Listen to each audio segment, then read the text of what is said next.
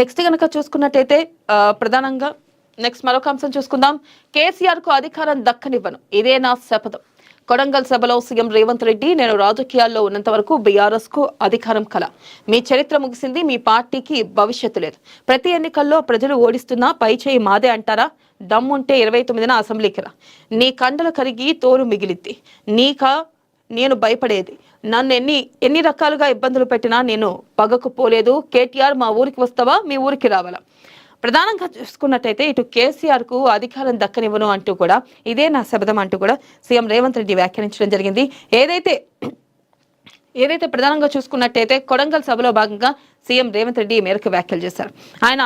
ఆయన చేసిన వ్యాఖ్యల ప్రకారం చూసుకున్నట్టయితే, నేను రాజకీయాల్లో ఉన్నంత వరకు బీఆర్ఎస్ కు అధికారం అనేది ఒక కళ. మీ చరిత్ర ముగిసింది, దమ్ముంటే అసెంబ్లీకి రా, మాట్లాడుకుందాం అంటూ కూడా ఆయన ఇటు కేసీఆర్ కు సవాల్ విసిరారు. అలాగే మీకా నేను భయపడేది అంటూ కూడా ఇటు బీఆర్ఎస్ ని కేసీఆర్ ని ఉద్దేశించి ఆయన కీలకమైన వ్యాఖ్యలు చేయడం జరిగింది.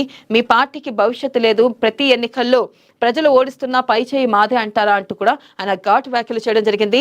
దమ్ముంటే 29న అసెంబ్లీకి రా, నీ కండలు కరిగి తోలు మిగిలిద్ది, నీకు నేను భయపడేదే అంటూ కూడా ఆయన కీలకమైన వ్యాఖ్యలు చేశారు. నన్ను ఎన్ని రకాలుగా ఇబ్బందులు పెట్టినా నేను పగకపోలేదు. కేటీఆర్ మా ఊరికి నువ్వు వస్తావా, లేదా మీ ఊరికి నన్ను రమ్మంటావా అని చెప్పి కూడా ఆయన ఘాటు వ్యాఖ్యలు చేయడం జరిగింది. ఇక్కడ చూసుకున్నట్టయితే ఏదైతే మొన్న కేసీఆర్ బయటకు వచ్చి జల వివాదంలో మాట్లాడి ఇటు ఏపీ మాట వింటున్నారు, ఏపీ సీఎంకి కొమ్ముగా వస్తున్నారు అనే విధంగా సీఎం రేవంత్ రెడ్డిని ఉద్దేశించి మాట్లాడడం జరిగింది. ఈ నేపథ్యంలోనే అనేక అంశాలు తెరపైకి తెచ్చారు.